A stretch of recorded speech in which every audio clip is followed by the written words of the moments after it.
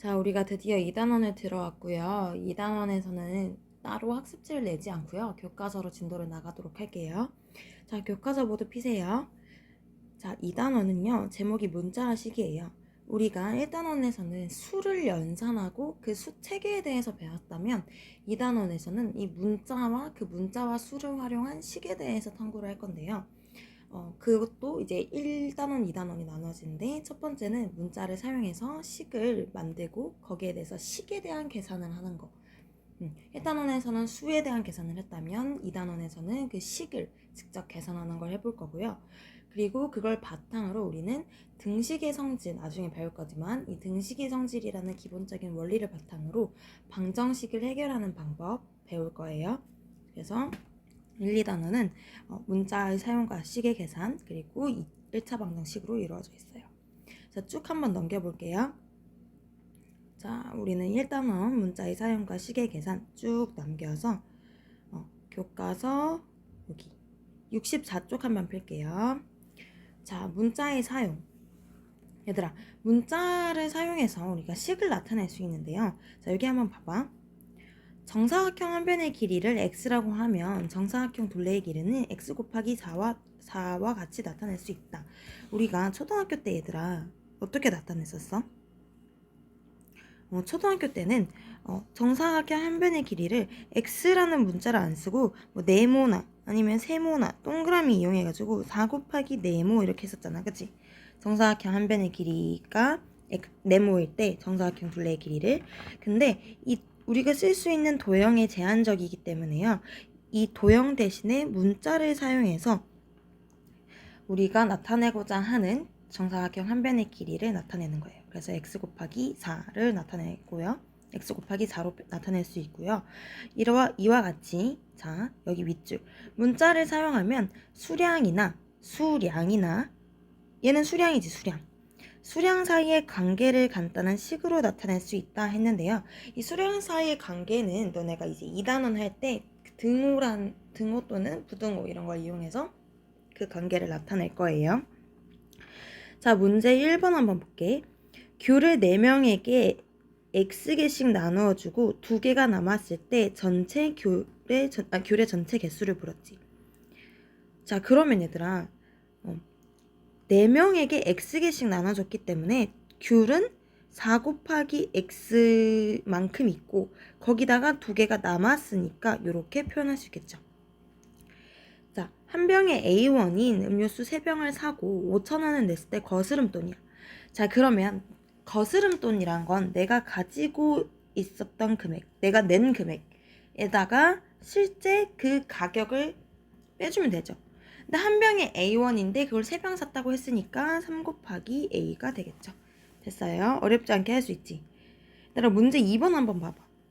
우리 생활 주변에서 문자 x를 이용해서 2 곱하기 x 플러스 1과 같은 식으로 나타낼 수 있는 상황을 글로 나타내시오. 시간 줄게. 한번 생각해 봐봐. 자, 우리가 이제까지는 앞선 페이지에서는 초등학교 때는 도형을 나타내서 어떤 수량이나 수량 사이의 관계를 나타낼 거를 우리는 이제 문자를 이용해서 수량 또는 그 수량 사이의 관계를 표현했다는 거를 알게 되었어요. 그쵸? 그러니까 너네가 그거를 보니까 직접 써보니까 훨씬 더 도형을 나타냈을 때보다 간단해졌다는 걸 알게 됐지. 근데 지금 우리가 지금부터 배울 것이 이 계속해서 쓰여지는 연산들 있잖아요. 이 연산들도 조금 생략하는 법을 배울 거야. 즉, 그 문자로 나타낸 식을 조금 더 간단히 하는 것을 배울 건데 그 작업을 함으로써 문자로 나타낸 문자로 나타낸 수량이 점점 더 간단해지고 눈에 확 들어오기 시작한 거예요. 그러면 우리가 이번 페이지부터는 문자를 식으로 나타냈을 때 더 간단히 하는 방법, 그 방법에 대해서 배워볼게요. 자, 먼저 우리는 곱셈 기호의 생략이라는 걸 배울 거야. 자, 여기 바로 파란색 페이지 한번 볼게요. 파란색 박스 한번 볼게요. 지금 수와 문자와 문자 사이의 곱에선 곱셈이 있을 때 우리는 곱셈을 이렇게 생략할 수 있어요. 그리고요, 2번 보면 수와 문자의 곱해서는 보통 수를 문자 앞에 쓰고요. 1 또는 마이너스 1은 문자의 곱에서는 생략해서 쓰는 거예요. 이렇게. 1이 곱해진 수와 문자의 곱에서는 수를 앞에다 쓰고 문자와 1 또는 문자와 마이너스 1 같은 경우에는 1을 생략해서 쓰는 거예요. 됐어요? 그 다음에 이 옆에 얘 표시 한번 봐봐. 0.1 곱하기 a 같은 경우에는요. 이 1을 생략하는 게 아니라 온전히 써줘야 돼요. 이렇게 0.1a라고. 또 예를 들어서 3분의 1 곱하기 a 같은 경우에는요. 3분의 1a 이렇게 써도 되고요. 또는 이 a를 위로 올려도 좋아. 3분의 a 이렇게. 하나만 더 해볼게. 3분의 2 곱하기 a는요. 3분의 2a 이렇게 나타내도 좋고요. 이 a를 분자로 올려서 3분의 2a 이렇게 나타내도 괜찮은 거예요. 됐어요? 자, 1번, 2번 다시 정리하면 수와 문자와 문자의 곱사에서는 이 곱셈 기호 자체를 생략해서 나타낼 수 있는데요. 특히 수와 문자의 곱에서는 수를 보통 문자 앞에 쓰고 1 또는 마이너스 1은 문자의 곱에서는 나타내지 않아요. 그냥 부호만 표현해주면 되고요. 음수 같은 경우에. 그리고 소수 같은 경우에는 그 0.1에 있는 1 같은 경우에는 생략해주는 게 아니에요. 그리고 이 분수, 개수가 분수일 때는 3분의 1a 이렇게 쓰거나 아니면 그 후에 곱해지는 문자를 분자로 올려줘도 된다. 이 말이에요. 자, 그리고요. 문자와 문자의 곱해서는 보통 알파벳 순서대로 쓰고요. 그러니까 A, B, C, D 순서대로 쓰고 B 곱하기 A면 A가 먼저 오니까 A, B 순서대로 쓰고요. 같은 문자의 곱은 거듭 제곱의 꼴로 나타낸다. 즉 똑같이 곱해진 거잖아. 같은 문자를 여러 번 곱한 거는 그 곱한 횟수만큼 지수에 써주고 생략해주면 되겠죠. 됐나요? 자, 문제 3번 한번 풀어볼게요. 자, 시간을 줄 테니까 한번 풀어봐봐. 자, 다 풀었죠? 자, 이런 거 같은 경우에는 얘들아, 가장 먼저 체크해야 되는 거는 너네가 기계식 학습을 하다 보면 본질을 까먹을 때가 있어요. 근데 지금 얘는 다 곱셈 기호구나. 그러면 싹 다 생략해도 되겠구나. 이 생각을 해야 돼요. 혹여나 여기에 플러스 기호나 마이너스 기호가 있으면 생략 못해요. 알겠죠? 그랬을 때 수를 가장 먼저 써주고요. 그리고 알파벳 순서대로 써야 되니까 X, Y가 올 텐데 X는 한 번 곱해졌으니까 이렇게 쓰면 되고 Y는 총 3번이 곱해져 있으니까 Y의 세제곱 이렇게 쓰면 되겠죠. 자, 2번 한번 볼게요. 이거 같은 경우에는 얘들아 그냥 이 마이너스 1 숫자를 곱한 거잖아. 그렇기 때문에 요렇게 쓸 수 있겠죠. 됐어요? 요렇게 나타내도 되고요. 또는 이렇게 나타내도 돼. 마이너스 1을 분배 법칙 해줘도 되는 거예요. 아이고, 분배 법칙. 분배 법칙 하면 어떻게 되니? a 곱하기 마이너스 1 더하기 1 곱하기 마이너스 1이잖아요. 자, 그러면 a 곱하기 마이너스 1은 마이너스 1의 부호만 살리고 1은 생략하고 계산하면 마이너스 1이 되겠죠. 이렇게 나타낼 수 있는 거예요. 됐습니까?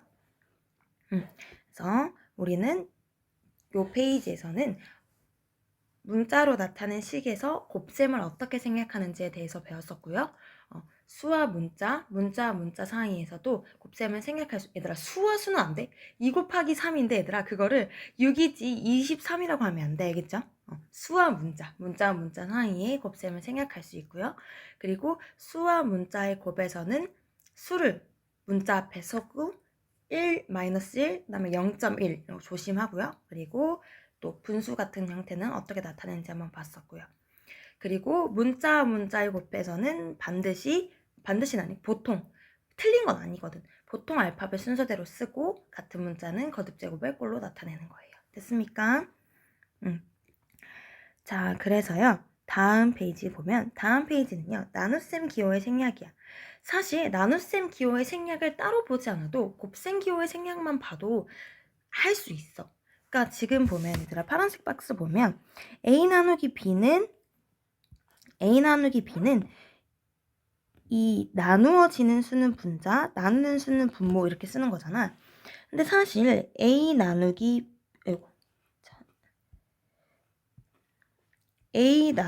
b는 a 곱하기 b분의 1이고 선생님이 아까 이것을 분자에 올려도 된다 했잖아. 그치? 그래서 b분의 a 이렇게 나타낼 수 있는 거예요. 근데 조금 더 이 과정을 2번 거치기가 귀찮잖아요. 그래서 좀 더 직관적으로 보자 이거예요. 그래서 이렇게 하는 거야.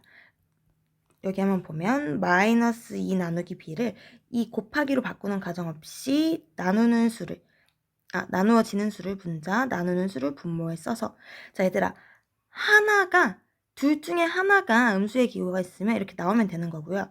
예를 들어서 마이너스 a 나누기 마이너스 b면 분자의 마이너스 a, 분모의 마이너스 b가 되는데, 마이너스 얘들아 봐봐, 연산 자체가 마이너스 음수가 2번 나왔어. 그렇기 때문에 플러스로 b분의 a가 되는 거예요. 됐어요? 자, 그러면 여기도 6자루의 x1인 연필 한 자루의 가격은 나누어지는 수가 분자, 나누는 수가 분모, 이렇게 나눠지겠지 얘들아. 됐니? 선생님 근데 질문 하나 해보자 얘들아. 이 b분의 a 양수야? 양수니? 자, 됐죠? 해서 넘어가 볼게요. 자, 문제 4번도 지금 선생님 시간 한번 줄게요. 한번 풀어보세요. 자, 다 풀었죠? 선생님이랑 지금 문제 2번이랑 3번, 4번 다 해보자 얘들아. 자, 1번 볼게. 1번은 지금 나누기니까 분자의 마이너스 4, 분모의 a가 돼서 지금 음의 기호가 하나가 있으니까 마이너스 a분의 4가 되겠지. 그치? 자, 2번도 마찬가지. 얘들아, 얘는 한 묶음이에요. 그래서 이 한 묶음이 되는 게 나누어지는 수기 때문에 이 전체가 위로 분자로 2가 분모로 내려오는 거예요. 됐어요? 자, 여기 잘 보세요, 얘들아. 얘가 한 묶음인 거 맞아. 그치? 근데 얘랑 달라. 지금 여기 안에 거 생략할 수 있지. 생략하면, 곱셈기호 생략하면 얼마야? 7y가 되죠. 그쵸? 그래서 x 나누어지는 수 분자, 나누는 수 분모 이렇게 해서요. 7y분의 x 이렇게 두는 거예요. 자, 4번 한번 볼게요. 생략할 수 있는 수는요. 얘랑 얘인 거예요. 자, 얘 생략하면 뭐니? 숫자 먼저 5a죠. 얘 생략하면 뭐니? 이렇게 되지. 원래 계산 순서가 곱셈과 나눗셈을 먼저 하고 뺄셈을 하는 거죠. 얘는 생략할 수 없어요. 그렇기 때문에 5a-b분의 4 이렇게 나타내는 거예요. 됐습니까? 자, 문제 5번 한번 지금 풀어보세요. 자, 다 풀어봤어? 주스 B리터를 5개의 컵에 똑같이 나눴을 때 한 컵에 담긴 주스야. B리터를 똑같이 5개의 컵에 놔둔 거야. 그러면 리터는 단위니까 뒤에다 쓰고 B 나누기 5가 되겠죠. 5분의 B가 되겠죠. 자, 삼각형의 넓이는 2분의 1 곱하기 밑변 곱하기 높이고요. 그리고 단위는 제곱 센티미터가 되겠죠. 그리고 얘는 생략해서 쓰면 2분의 1 xy 제곱 센티미터가 되겠죠. 됐습니까? 자, 해서 쭉 내려가고요. 자, 식의 값이라는 걸 이제 배울 거야. 자, 아까 전에 했던 거 다시 리뷰해 볼게요. 자, 전에는 우리가 뭘 했냐면 문자를 이용해서 수량 또는 수량사의 관계를 간단히 나타냈었고요. 거기서 우리가 더 나아가서 곱셈 또는 나눗셈, 반복되는 곱셈 연산기호, 나눗셈 연산기호를 생략해서 조금 더 간소화된 형태의 문자식 형태를 만들었어요. 그쵸? 자, 그러면요. 식의 값, 이거는 조금 다르게 봐야 되는데요, 얘들아. 너네 봐봐. 정사각형의 한 변의 길이를 네모라고 했을 때, 초등학교 때 했잖아. 네모라고 했을 때 정사각형 둘레의 길이는 4 곱하기 네모지. 그러면 우리가 중학교 때 정사각형 한 변의 길이가 x일 때 정사각형 둘레의 길이가 4 곱하기 x잖아. 생략해서 4x로 나타냈잖아. 그러면 만약에 정사각형의 한 변의 길이가 3cm라고 했을 때 둘레의 길이는 4 곱하기 3, 10인 거야. 즉 네모에 3을 넣는 거. 만약에 정사각형 한 변의 길이가 4면 네모는 4가 돼서 둘레 길이는 16이 되지. 네모에 숫자를 넣는 것과 마찬가지로 우리가 문자가 만약에 x가 3이에요 라고 했을 때 우리가 쓴 식의 값을 계산할 수 있다. 이게 우리가 지금 요 페이지부터 배울 학습 목표인 거예요. 즉 문자가 x가 3이면요. 이 식의 값은 얼마예요? 라고 물었을 때 우리는 이 x자리에 3만 넣어줘서 계산을 하면 되는 거예요. 알겠니? 한번 자세히 볼게. 자, 여긴 하지 말고 어떻게 하면 좋을까? 자, 여기 바로 볼게. 예제 1번 바로 볼게. 자, 이런 문자식이 있어. 문자식이 있을 때 이 식의 값을 구하라는 거는요. 얘들아, 결국 이 식이 어떤 수로 나와야 돼. 식의 값이니까. 그러면 지금 A가 2고 B가 마이너스 3이니까요. 그대로 여기 안에 숫자로 바꿔주면 되는 거야.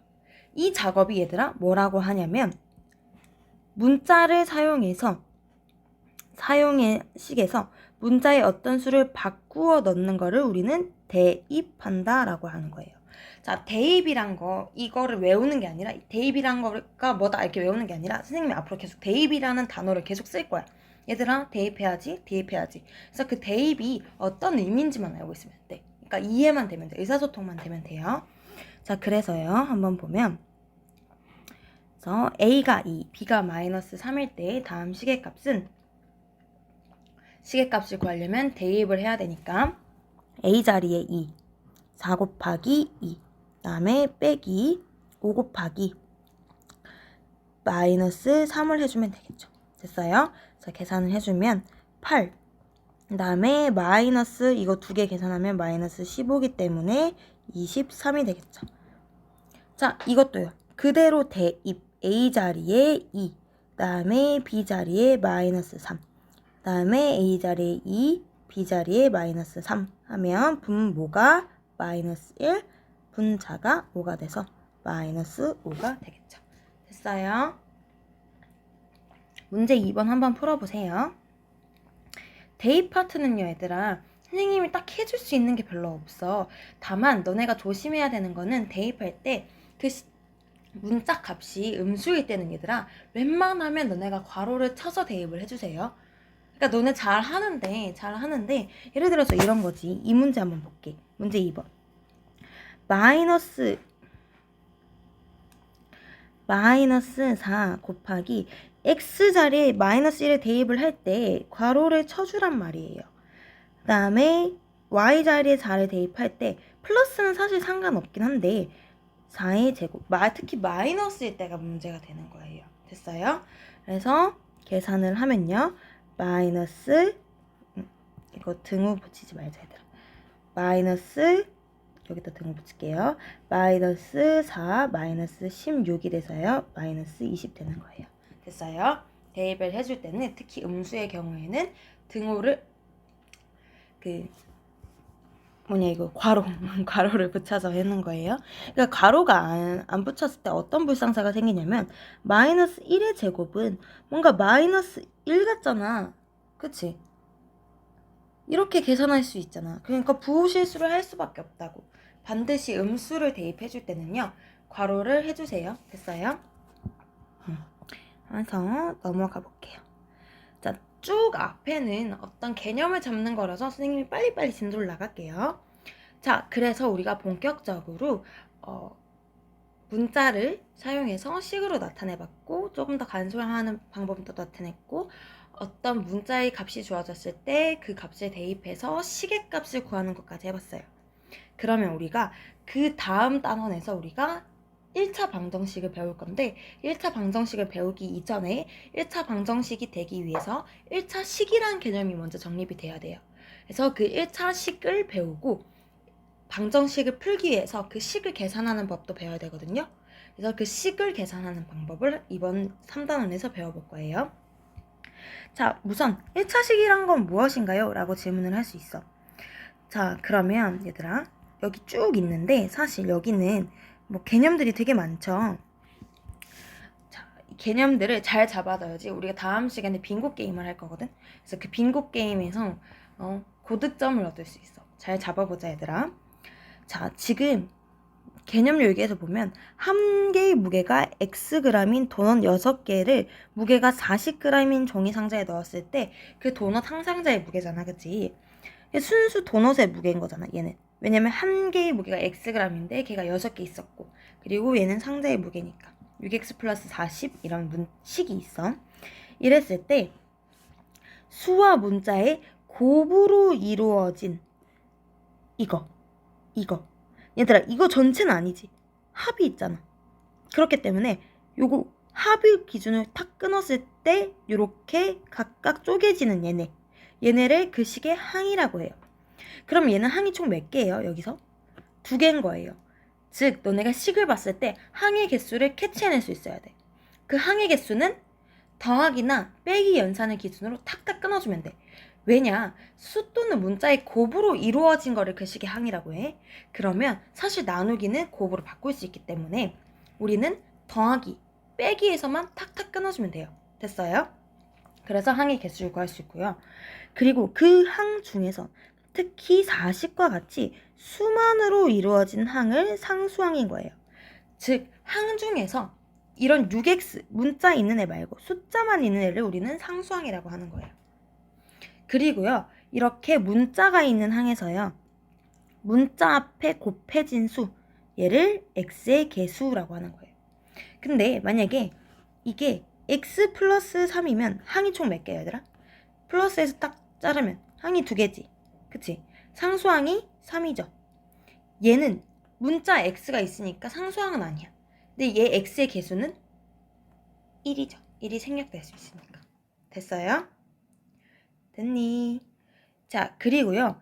3x 그리고 6x 플러스 40과 같이 1개 또는 2개 이상의 항의 합. 얘들아, 여기 헷갈리지만 다항식이 뭔가 많을 다라고 생각해서 2개 이상이라고 생각하면 안 되고요. 너네가 접하는 모든 식은 거의 다항식일 거예요.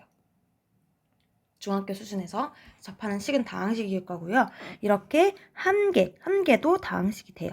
한 개 또는 2개 이상의 합으로 이루어진 식을 다항식이라고 하고요. 특히 다항식 중에서도 하나로만 이루어진 거, 항이 하나로만 이루어진 거, 예를 들어서 6x, 예를 들어서 5, 얘도 단항식이에요. 그거를 우리는 단항식이라고 하는 거예요. 그래서 얘들아, 보면 항 중에서도 숫자로만 이루어진 게 상수항인 거고요. 다항식 중에서도 항이 한 개뿐인 게 단항식인 거예요. 그래서 단항식은 다항식이에요. 다항식은 단항식이 아니지만 상수항은 항이에요. 항은 모든 항이 상수항은 아닌 것처럼. 됐어요? 이렇게 정리할 수 있겠죠. 거기에다가 이제 우리가 요 상수항이 아닌 여기에서 관찰을 했을 때 문자 앞에 곱해진 수를 우리는 그 문자에 대한 개수. 자, 개수를 쓸 때는요, 그냥 개수라고 하면 안 되고요. 문자에 대한 개수예요. 즉, x의 개수인 거예요. 여기서 y의 개수 물으면 없어요 라고 말해야 되는 거야. 됐어? 즉, x의 개수를 봤다면 이번에는 문자가 있는 항에서요. 문자를 몇 번 곱했느냐? 그것이 바로 곱한 문자의 개수가 그 문자에 대한 차수가 되는 거예요. 됐어요? 자, 그럼 다시 한번 볼게. 여기서는 상수항이 아닌 항에 대해서 문자 A에 대한 개수는, 문자 A의 개수는 얼마? A제곱. 얘는 한꺼번에 봐야 돼. A제곱에 대한 개수는 얼마? 3. A의 차수는 얼마? 2가 되는 거예요. 차이를 알겠니? 그러니까 여기서 얘들아 보면 이게 전체 문자잖아. 그래서 A제곱에 대한 개수, A제곱의 개수라고 물어야 돼. 그게 3인 거고요. A의 차수, A가 몇 번 곱해져 있는지 물었기 때문에 2가 되는 거예요. 여기서 A에 대한 개수를 물어서는 안 돼요. 됐니? 그리고요. 다항식에서, 자, 지금 우리는 이거는 하나의 항에 대해서 보고 있는 거야. 근데 이제 이 항을 이루는 전체 식에서 봤을 때 다항식에서 차수가 가장 큰 항의 차수를 그 다항식의 차수라고 하는데요. 한번 볼게요. 자, 이쪽에 보면 3a 제곱 플러스 5a 플러스 1이 있어요. 얘는 차수가 얼마가? a의 차수가 2야. 두 번 곱해졌으니까. 얘는 얼마야? 1이야. 얘는 상수항이니까 0이라고 할 수 있겠죠? 없죠? 그러면 각각 있는데 이 차수가 가장 큰 항의 차수를 이 다항식의 차수인 거예요. 이 다항식의 차수를 물었을 때는 제일 대빵. 그래서 이 다항식은 2차식이라고 하는 거예요. 됐어요? 근데요, 특히 차수가 1인 다항식을 우리는 1차식이라고 하고 그 1차식을 이용해서 등호를 이용해서 나타낸 것이 바로 1차 방정식이 되는 거예요. 나중에 좀 이따가 다시 알려드릴게요. 다음 시간에 알려드릴게요. 그래서 스스로 확인하기 한번 볼게. 마이너스 4x 세제곱은 이렇게 곱셈이 생략됐다고 볼 수 있죠. 그러므로 마이너스 4x 세제곱의 차수는 x가 3번 곱했으니까 3이고요. 그래서 1차식이 아니죠. 됐어요? 다항식에서 차수가 가장 큰 항은 마이너스 2x죠. 자, 얘들아, 다항식을 일단 뜯어볼 때는 반드시 항을 쪼개야 돼. 이렇게 플러스와 마이너스를 기준으로 쪼갰을 때 이 항에서 차수는 1차, x가 한 번 곱해져 있으니까 얘는 상수항이니까 0이라고 할게요. 그랬을 때 더 큰 차수, 가장 큰 항의 차수를 이 다항식의 차수라고 하기 때문에 이 다항식의 차수는 1차죠. 그래서 천천히 따라가 보면 차수가 가장 큰 항은 마이너스 2x고 이 항의 차수는 1이다. 그쵸? 그래서 이 전체 다항식의 차수는 1이고 그래서 이 다항식은 1차식이라고 말하는 거예요. 자, 다음 다항식 한번 볼게. 자, 플러스 마이너스 기준으로 이렇게 자르죠? 그랬을 때 차수가 가장 큰 항은 x제곱이죠. 왜냐면 2번, 얘는 1번, 얘는 상수항이니까 없죠. 그죠? 그래서 이 항의 차수는 얼마? 2이고 그래서 이 전체 다항식은 2차식이 돼서 1차식이 아니게 되겠죠. 됐어요? 자, 우리가 다음 시간에는요, 얘들아, 이 개념에 대해서 빙고 게임을 할 거야. 즉, 너네가 빈칸을 채워. 이제 3 곱하기 3 이제 빙고를 만들어서 선생님이 항이 3개인 거 색칠하세요. 뭐 상수항이 몇인 거 색칠하세요. 이렇게 말할 거야. 그래서 빙고를 가장 먼저 한 사람이 선생님한테 다음 시간에, 다음 등교 주간에 선생님 스타빅스 하리보를 선물해 주겠습니다. 자, 그래서 너네들은 뭘 해야 되냐? 이 항, 상수항, 개수, 그리고 다항식, 단항식, 차수, 그리고 다항식의 차수까지. 됐어요? 잘 정리해서 다음 시간에 그 개념들을 쫙 리뷰해보고 그리고 바로 빙고 게임을 하도록 할게요. 다음 시간에는 노트 준비해 오세요. 오늘 수고 많았습니다.